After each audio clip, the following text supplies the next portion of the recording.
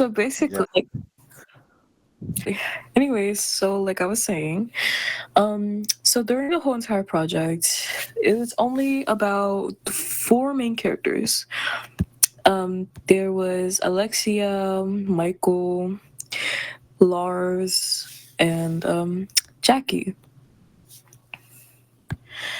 And you see, um, basically, those four like the basically the main characters and had the most screen time. And one of the background characters, it technically doesn't count as a character, but yeah, but like one of the background characters I voiced it was like a cashier lady. Anyways, I had to voice act for that lady, and then I voice acted Jackie, and it was kind of like a decent experience with her, as I voice acted her most of the time. Like it was kind of normal while doing it. It's just like she had that raspy voice to her, and I'm not gonna explain any detail because well, I'm just gonna waste any time with that. And yeah, the whole entire the project, the experience was not that bad, and basically like the concept of it wasn't bad. It was basically about these four teenagers that basically go through um mental trauma, and basically it's like think about it as Alice in Wonderland but mentally terrifying.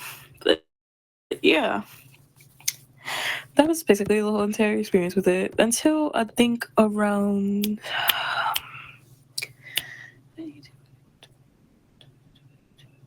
I think around 2022.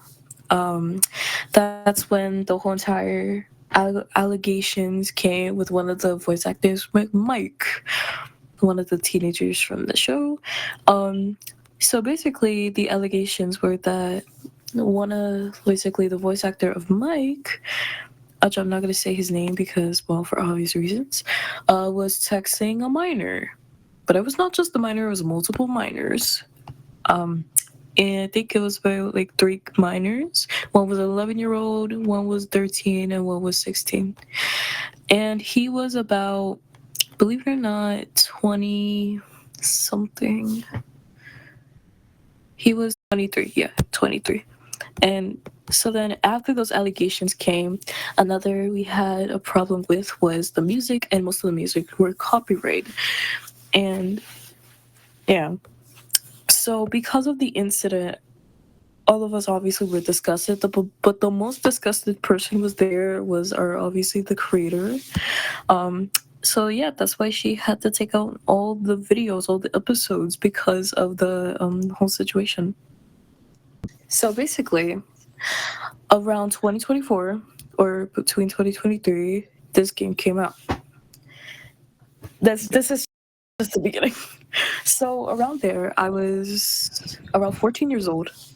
Um, I like the first time I came here was the first day it came out, and was really interested in it. So our whole incident was the Michael situation. So basically, a situation occurred with a user, which I do not want to name, for multiple reasons, despite their actions. Anyways, so he was about in his 30s, early 30s. I was 14, and he asked me to talk more, and I was like, "Oh yeah." I was like, da da da, talking about all the fandoms, anything that I wanted to say, and I just heard like, doom, doom, doom, doom. And then I was like, "Oh, what was that?" And then it was like, "Keep on talking," and he was just moaning while doing that, and I just felt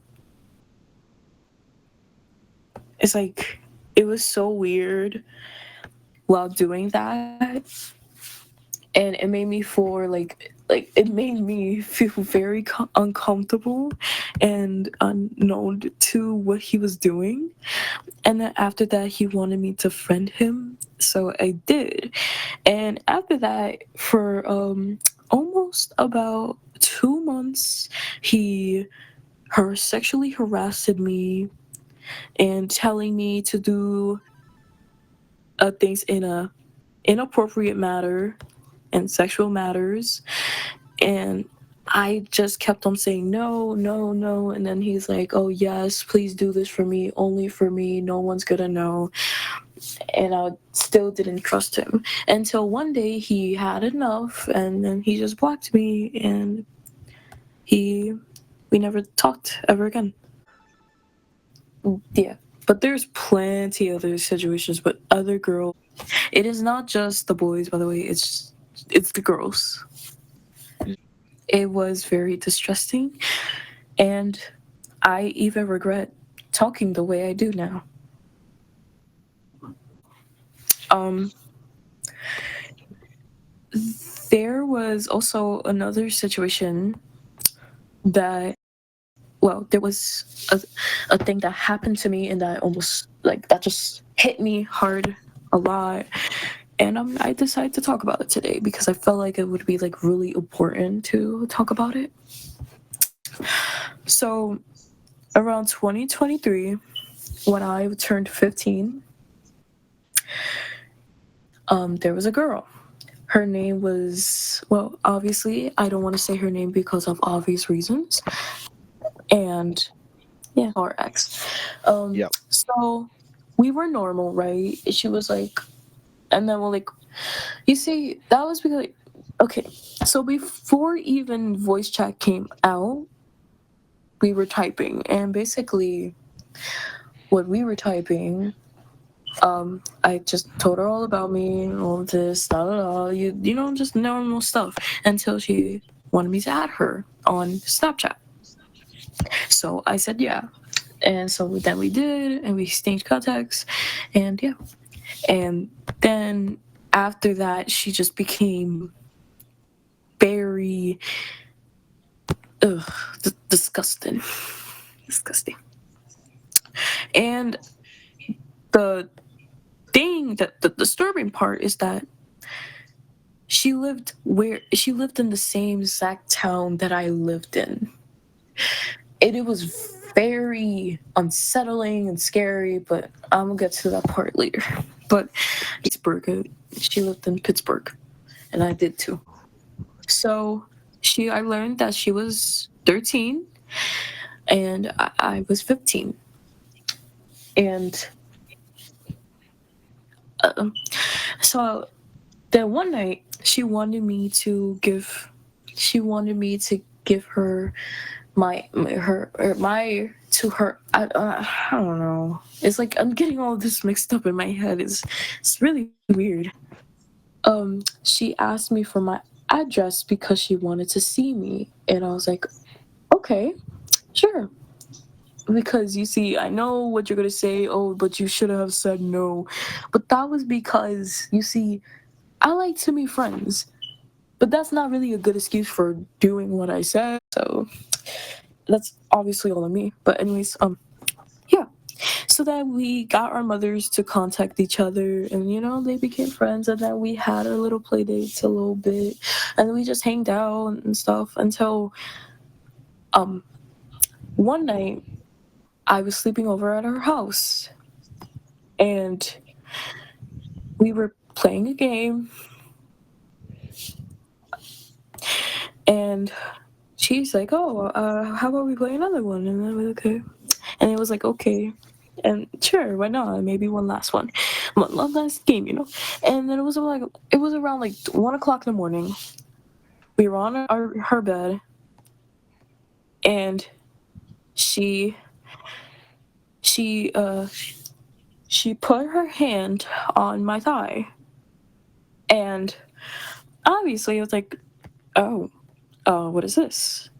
And so as she did, she went on top of me. She grabbed both of my thighs and she tried to spread them open. And I was like, "Are you sure about this? This is the game you want to play?" And she said, "Yeah, this is what girls do." And so then she spread them open. She, I'm sorry. She No. took and she essayed me.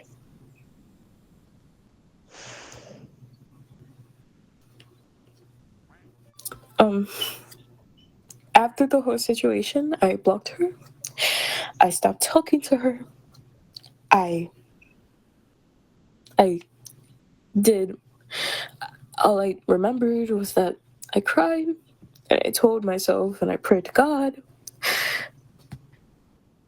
that all of this could have happened if I never told her about my address. Then I just 100% blamed myself for everything that happened. That I hoped that this would never happen to me again.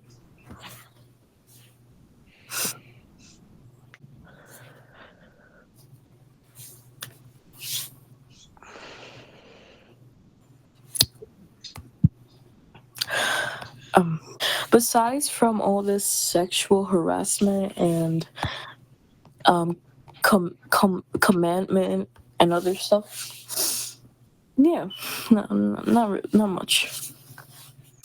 Yeah, no, not even my own mother.